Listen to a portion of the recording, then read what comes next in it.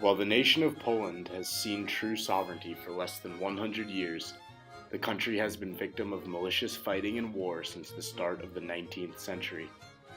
In fact, throughout this era, there existed no independent Polish state.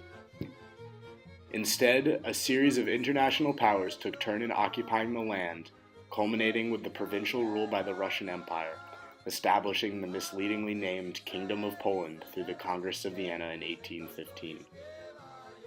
Then, as World War I broke out in 1915, Poland was quickly invaded and consumed by both Germany and Austria-Hungary and became the heart of the Eastern Front. Since there was no national unifying force among Poles at the time, they were conscripted into the German, Russian, or Austrian armies and were forced to fight and kill each other.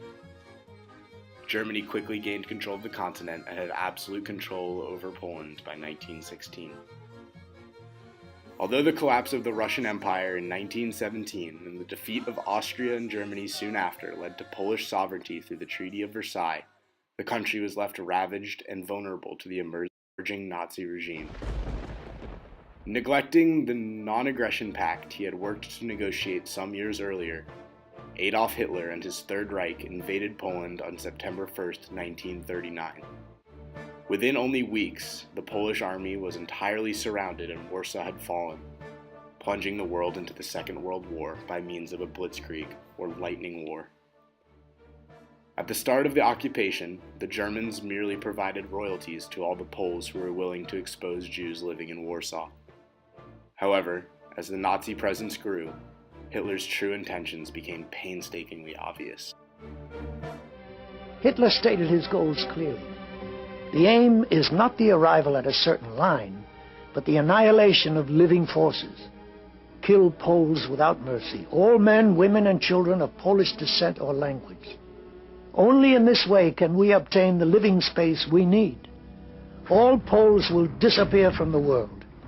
It is essential that the great German people should consider it as its major task to destroy all Poles. By late September of 1939, the Nazis stationed in Poland were essentially tasked with the duty of cleansing the population. The remaining Polish political leaders were rounded up and sent to concentration camps, while the Jewish population was condemned to live in ghettos following a census taken in October of 1939. By executive order, every Jew in Warsaw over the age of 12 was required to wear the Star of David on their right arm for easy identification, furthering the segregation between Poles and Jews. Anti-Semitism was met with reward by the Nazis, as Polish youths were paid to attack and kill Jews during Passover. As society was split and pitted against itself, human connection was lost. Life became a question of basic survival. Increasing Nazi demands for slave labor ravaged the population, and tensions were only rising in the Warsaw ghettos. Although nearly 30% of Warsaw's population was Jewish, the ghetto covered a mere 2.4% of the city.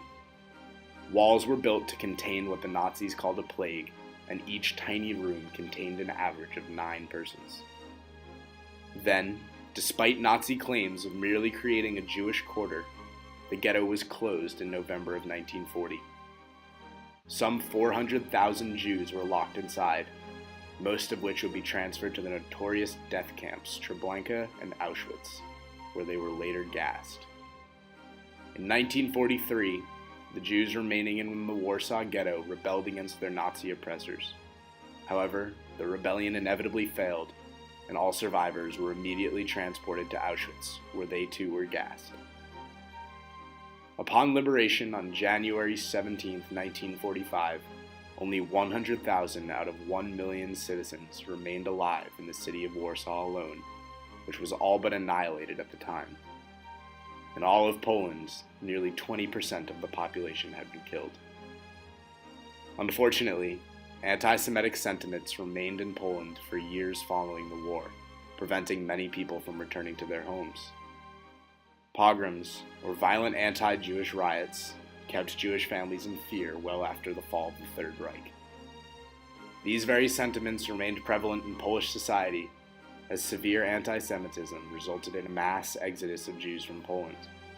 Between the 1950s and the 1980s, the Jewish population decreased from 200,000 to a mere 6,000. Regrettably, these attitudes remain ingrained upon and partially define Polish society to this day.